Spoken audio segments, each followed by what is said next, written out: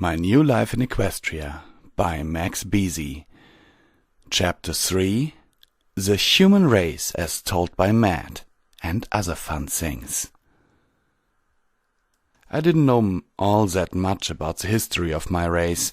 I knew some basic things, including some stuff about mythology that I learned back in middle school, which sounded cool, but also a bit unbelievable. The thing was, Twilight didn't know anything about the human race or how it came to be.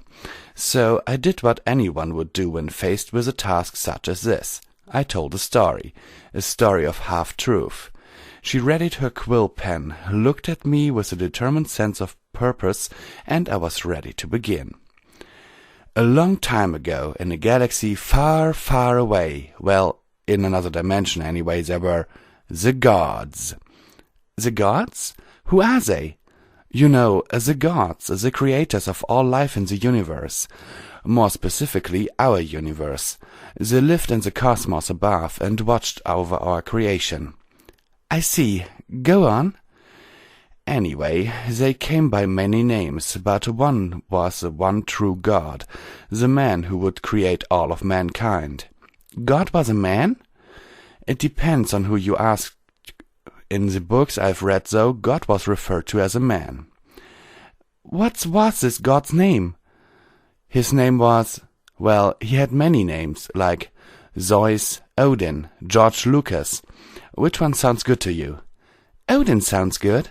Okay, so Odin was sitting in the skies above our planet and said, I feel like creating life today. If this Odin created you, who created him and the other gods? I don't know.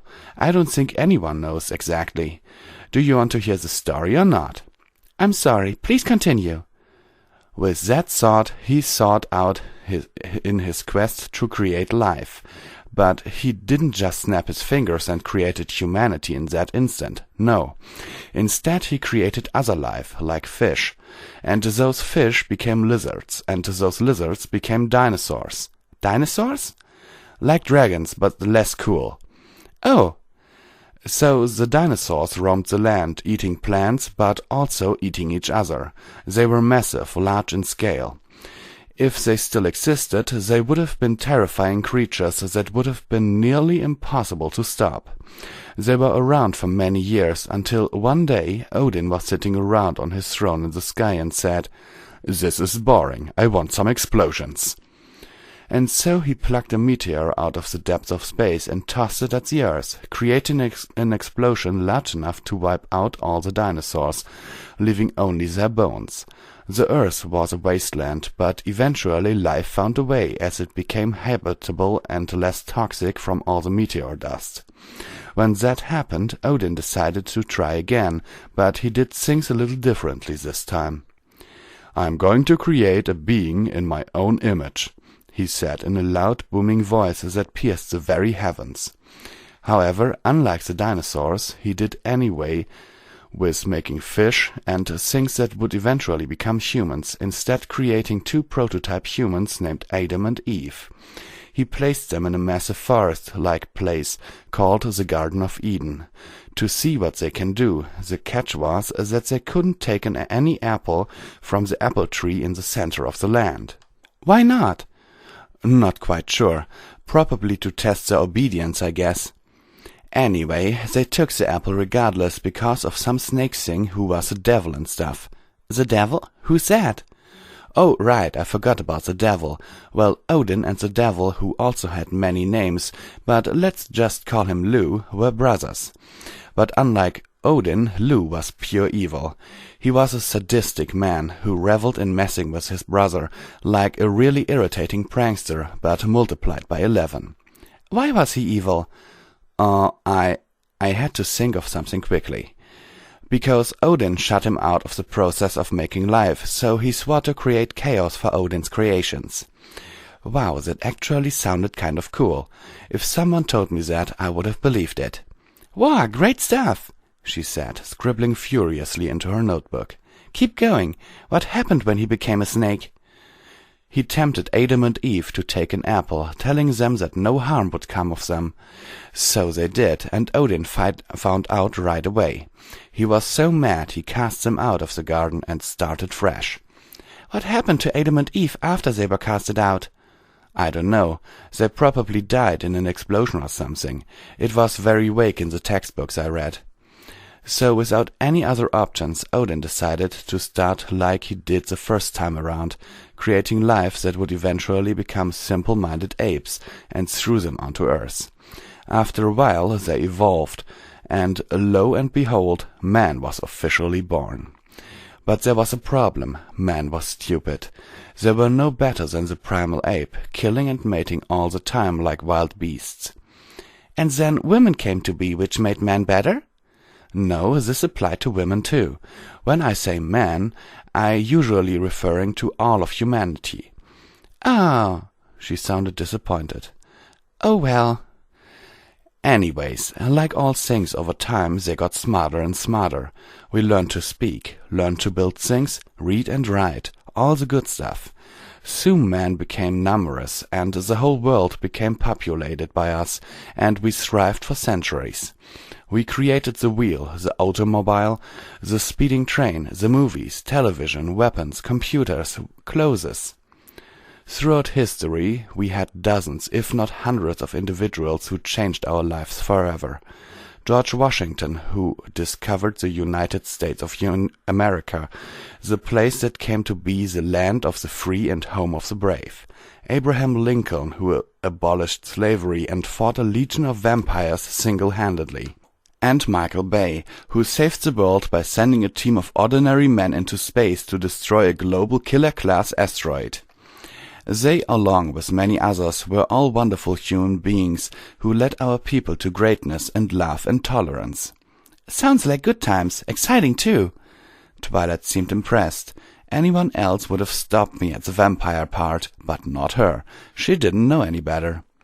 However, like all creatures, some did not agree to these peaceful times. We had periods of war, periods of death and tragedy. Many lives were lost, but through the ashes many lives were saved. We continued to live on, doing our best to stay proud and strong. We were and still are a flawed species, who have a lot to learn, even with our long history, but we have endured and will continue to survive. At least until Odin gets bored and decides to press that ever-present restart button. That would be most unfortunate. Do you think that would happen? Twilight asked. Who knows? Now that I'm here, I suppose I'll never know. If it does, I'm glad I'm with you guys instead. I watched as Twilight wrote down my last words. When she was finished, she quickly looked up at me. Anything else? She asked. That's it. I don't know much else beyond that. There were probably a few details here and there that I might have missed, but that was basically it. I put on my best poker face. But what about your customs, democracies, political stances, and religious points of view? That's a lot more complicated than you think, Twilight, I chuckled. Being a free species, with not much in the way of a definite ruler, unlike your Celestia and Luna, we could do whatever we wanted and believe whatever we wanted. You're not saying our leaders are facets, are you? Didn't expect her to say something like that. It really caught me off guard. That's not what I meant. I apologize if that's what it sounded like. Though I do not know your ways yet, I can see this looks like a pretty nice place. I watched as Twilight's expression changed from accusatory to a smile.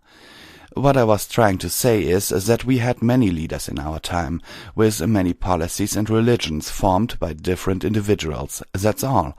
How many religions do you have here? Not many. Like 3, I think. We had a heck of a lot more than that. However, I don't want to bore you with all the details. Besides, I don't want to slow things down and explain every single tiny little thing. But I want you to do that. It's almost impossible to bore me. Serious? Not even if I talked really slow? Twilight busted out laughing at my incredibly deep and slow voice, and lightly pushed me in a playful manner. Okay, maybe if you did that, but come on, tell me at least a little bit more. Fine, I said. For the next hour or so I told her all about the religions that I was aware of, thanks to the magic of computers and the internet. I even told her about fake religions like Trekkies, made by that massive dedicated fanbase of the television show Star Trek. Of course, when I told her that, I had to tell her all I knew about Star Trek, then Star Wars, and science fiction in general. Every explanation that came from my mouth sprouted more questions from her.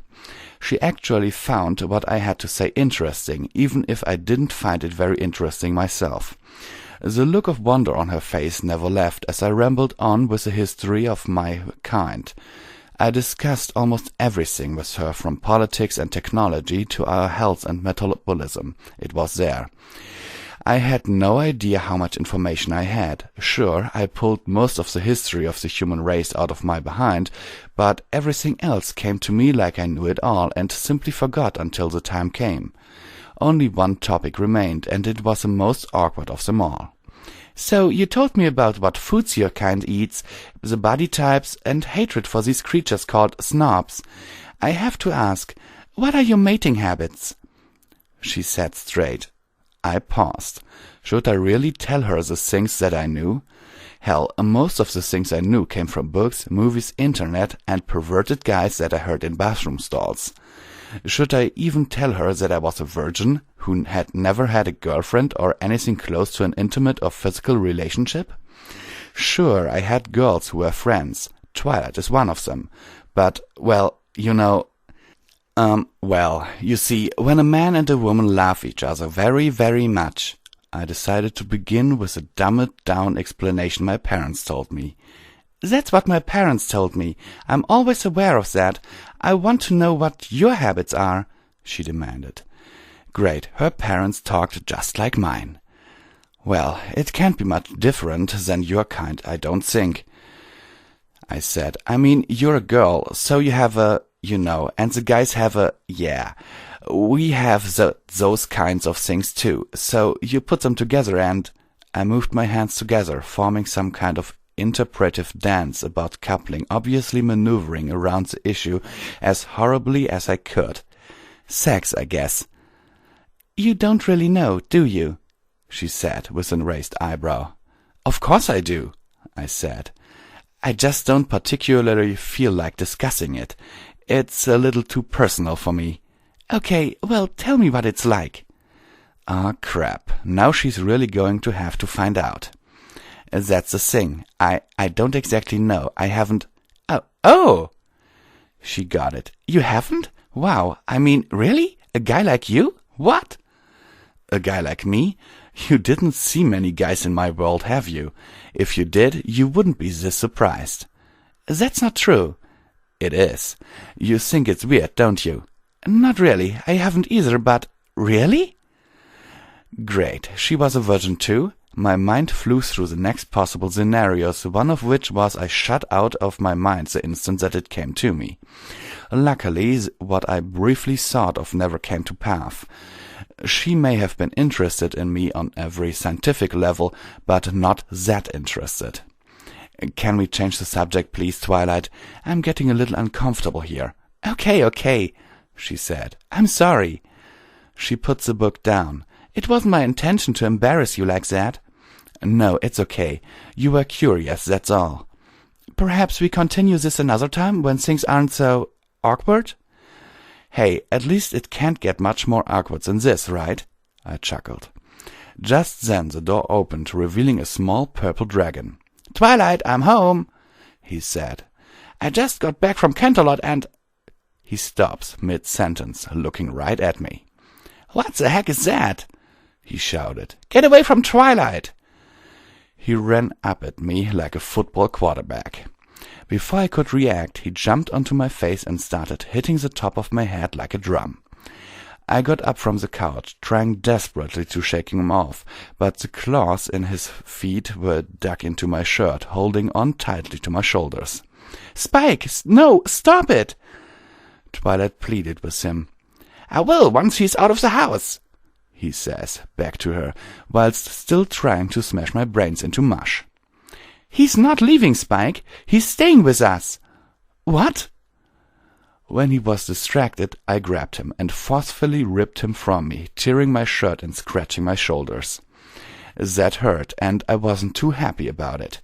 I looked at him with anger in my eyes. The braveness that he displayed was completely gone, and all that was left was embarrassment and a little bit of fright.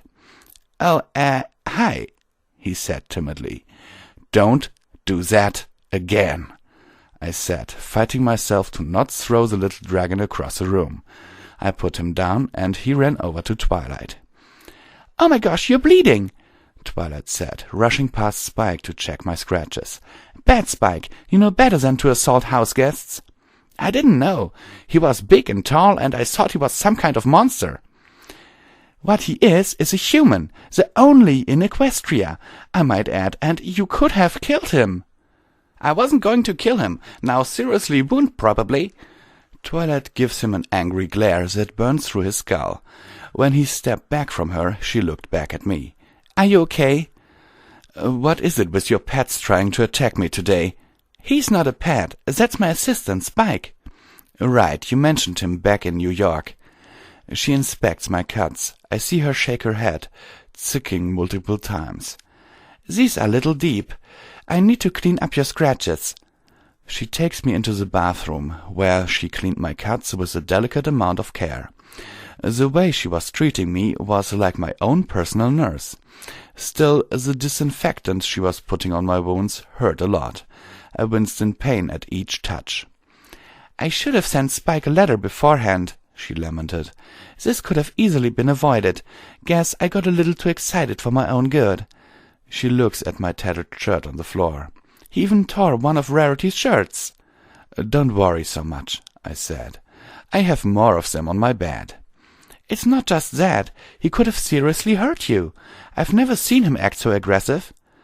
"I'm tougher than you think." I wince again at another dab of disinfectant. "Don't let my looks of pain fool you," I jested. "Which reminds me, how long will it take to heal these wounds?" "It depends on the wound.